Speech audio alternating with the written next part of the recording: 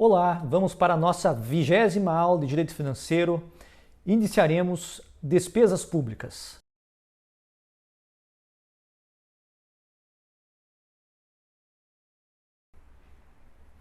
Parafraseando Leomar Balheiro, dizia ele que despesas públicas são um conjunto de dispêndios do Estado ou de outra pessoa de direito público para o custeio dos serviços públicos.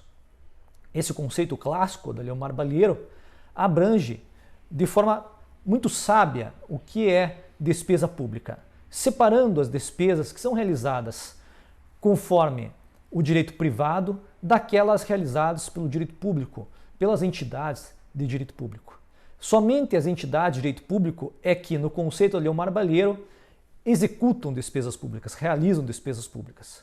Então, o conceito me parece muito feliz do Leomar Balheiro porque estabelece a distinção das despesas realizadas pelos entes públicos, pelo Estado, pela administração pública direta e indireta, desde que regida pelo direito público, daquelas realizadas com fundamento no direito privado, mesmo as empresas estatais. Despesas públicas são, nesse sentido, aquelas realizadas pelas entidades estatais, entidades regidas pelo direito público. Todas essas despesas devem seguir um rito estabelecido em lei. É preciso, então, que se obedeça o que está estatuído, principalmente na Lei 4.320 de 64, mas também em normas infralegais, para que o Estado possa realizar a despesa. O Estado só pode realizar se seguir a um rito estabelecido em lei, um rito vinculado, sob pena, então, de ilegalidade na realização da despesa. Atualmente, há dúvidas quanto a algumas despesas que são realizadas por algumas entidades. Trago a vocês a distinção entre empresa estatal dependente e empresa estatal não dependente, essa distinção que é apresentada pela Lei de Responsabilidade Fiscal. Tomando como parâmetro o conceito de Leomar Balheiro, que define despesa pública somente aquela realizada por pessoas jurídicas de direito público, seria muito fácil dizer que as empresas estatais não executam despesas públicas, que as autarquias executam despesas públicas, mas que as empresas estatais não. No entanto, há uma certa particularidade na gestão pública atual, e o conceito da Leomar Balheiro não estaria absolutamente atualizado para abranger essas novas figuras estatais. Empresas estatais dependentes, conforme o que diz na Lei de Responsabilidade Fiscal, são aquelas empresas estatais que dependem do Tesouro para suportar as despesas correntes de capital. Vou colocar aqui o conceito legal no nosso vídeo. Conforme diz a Lei de Responsabilidade Fiscal, no artigo 2º, inciso 3º, empresa estatal dependente é a empresa controlada que receba do ente controlador recursos financeiros para pagamento de despesas com pessoal ou de custeio em geral ou de capital, excluídos, no último caso, aqueles provenientes de aumento de participação acionária. Essa é a dúvida que eu posso trazer para vocês. Se é muito claro o conceito de Leomar Balheiro, estabelecendo que despesa pública é aquela despesa realizada por pessoas jurídicas de direito público, eu imediatamente excluiria todas as empresas estatais, porque não há empresas estatais regidas pelo direito público, todas são regidas pelo direito privado, em todos os aspectos, inclusive na execução de suas despesas. Tanto é verdade que elas atualmente possuem um regime próprio. No entanto, há muitas empresas estatais que, para poder sobreviver, para poder pagar as suas despesas, requerem repasses do Tesouro. E não são repasses para investimentos, porque repasse para investimentos sim se autoriza conforme o que está na própria Constituição. Mas são repasses para pagar pessoal, para pagar a folha de pagamento, para pagar as despesas correntes do dia a dia. Nessas situações, o Tesouro Nacional é que repassa de imediato a despesa, o pagamento dessa despesa para o credor. E todo o processo de execução da despesa dar-se-á conforme o que está na legislação aplicável aos entes públicos. Em tese, essas empresas estatais, ainda que sejam dependentes, não executarão despesas públicas. Elas, de fato, não executam despesas públicas porque elas são regidas pelo direito privado. No entanto, há aí uma zona cinzenta, uma zona difícil de se estabelecer entre o público e o privado, porque algumas empresas estatais precisam do Tesouro e executam suas despesas diretamente do Tesouro Nacional. Isso acontece também nos estados e ocorre também nos municípios. Então, há algumas particularidades que não podem ser abrangidas pelo conceito de Eliomar Balheiro lá atrás, quando ele escreveu na década de 60. Mas, de toda forma, é um conceito que é bastante esclarecedor, porque separa que, em essência, despesas públicas são apenas aquelas realizadas por entidades regidas pelo direito público e não aquelas regidas pelo direito privado. Servem essas despesas públicas para satisfazer necessidades, como nós vimos no início da matéria, para pagar pelos serviços públicos, para sustentar os serviços públicos. Então, as despesas públicas são fundamentais, são realizadas diariamente pelo poder público, mas obrigatoriamente deverão seguir um rito estabelecido na lei. Para que esse tema não fique no ar, para que eu possa trazer alguns exemplos que esclareça melhor a distinção entre empresas estatais dependentes e empresas estatais não dependentes, conforme define o inciso 3 do artigo 2º da Lei de Responsabilidade Fiscal, vou trazer alguns exemplos, alguns nomes de empresas que podem deixar mais clara a distinção. A Petrobras, por exemplo, é uma empresa estatal não dependente. Ela não depende do Tesouro para pagar as suas despesas correntes, sua despesa com o pessoal. Outro exemplo que é bastante claro para nós paranenses é a Copel. A Copel, que é a Companhia de Energia Elétrica do Paraná, não é uma empresa estatal dependente, porque ela mesma sobrevive com a sua própria receita, com seus próprios recursos. E entre as estatais dependentes, nós temos a Embrapa, por exemplo, que é uma estatal dependente, e temos também a EBSER. A EBSER é uma empresa mais recente, criada para administrar os hospitais universitários.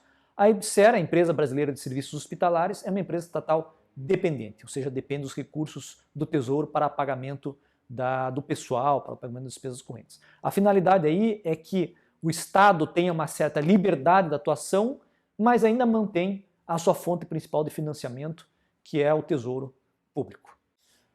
A classificação mais conhecida das despesas é aquela trazida pela Lei 4.320 de 64. A Lei 4.320 de 64 estabelece a distinção entre despesas correntes e despesa de capital. Vamos aqui analisar o que está na lei. O artigo 12 da Lei 4.320 de 64 estabelece que despesa corrente é a despesa de custeio, como por exemplo pessoal militar, civil, material de consumo, serviços de terceiros e encargos diversos. Também são despesas correntes as transferências correntes, aquelas que são realizadas para os entes federativos e para outras entidades privadas. As despesas de capital são investimentos. Mais conhecidos são as despesas de investimento, obras, equipamentos, instalações, material permanente, participação e aumento dela no capital de empresas. Também são despesas de capital as inversões financeiras, ou seja, a aquisição de imóveis. A transferência de capital, por exemplo, a amortização da dívida pública, também será classificada como despesa de capital. Essa é a classificação da contabilidade pública, da Lei 4.320, que é a mais adotada corriqueiramente na administração pública. Mas eu posso apresentar aqui uma outra classificação que é um pouco mais provocativa e um pouco mais complexa. E aqui mostrarei para vocês a diferença entre as despesas discricionárias, as despesas obrigatórias e as despesas impositivas. As despesas impositivas são aquelas que são de execução obrigatória e são estabelecidas como obrigatória em razão da própria lei orçamentária, especialmente após as emendas 86, 100 e 102 da Constituição Federal. Então, com essas emendas, nós temos uma força muito grande do orçamento agora, quase como um orçamento impositivo. Muitos já dizem que nós temos, de fato, um orçamento impositivo vigente. Essas despesas impositivas passam a ser de execução obrigatória. O Poder Executivo, por exemplo, não poderá deixar de aplicá-las. Então, são as despesas impositivas, essas que estão no orçamento e passam a ser de execução obrigatória. Muito mudou a partir da emenda 102, especialmente. As despesas discricionárias são as despesas que podem ou não ser executadas conforme a vontade política. Eram grande maioria no passado. As despesas discricionárias poderiam não ser executadas, ficando aí ao alvedrio do gestor público. Agora, com a emenda 102, a quantidade de despesas discricionárias diminuiu bastante. Então nós temos aí especialmente as despesas impositivas, as execuções necessárias pela própria lei orçamentária. Nós tínhamos e ainda temos também as despesas obrigatórias por lei, uma lei outra que não a lei orçamentária. As despesas obrigatórias por lei, que são os programas de governo, alguns programas de governo que são estabelecidos em lei fora da lei do orçamento e que passam a exigir a despesa pública em determinado programa. Então nós temos as despesas discricionárias, aquelas que podem ser executadas ou não conforme a vontade do gestor, as despesas impositivas, que decorrem especialmente das emendas 86, 100 e 102, agora bastante recente, 2019, que obrigam a sua execução, e as despesas obrigatórias por lei, que são aquelas estabelecidas por uma lei outra que não a lei orçamentária. E também são obrigatórias, são necessárias, é necessária a sua execução conforme o que está no texto legal. A despesa pública é bastante regulada pela Lei de Responsabilidade Fiscal. A partir do artigo 15 da Lei de Responsabilidade Fiscal, há várias normas que tratam das condições, dos requisitos e dos limites das despesas públicas. A Lei de Responsabilidade Fiscal impede que se criem despesas sem a correspondente receita, sem os recursos necessários para que haja o financiamento dessas despesas.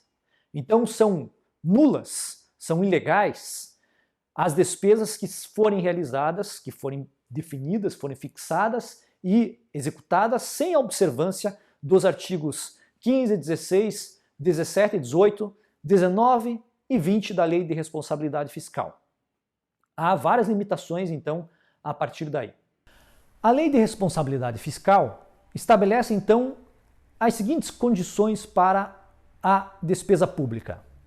O artigo 16 da Lei de Responsabilidade Fiscal estabelece que a criação, expansão ou aperfeiçoamento de ação governamental que acarrete aumento da despesa será acompanhado de estimativa do impacto orçamentário financeiro no exercício em que deva entrar em vigor e nos dois subsequentes.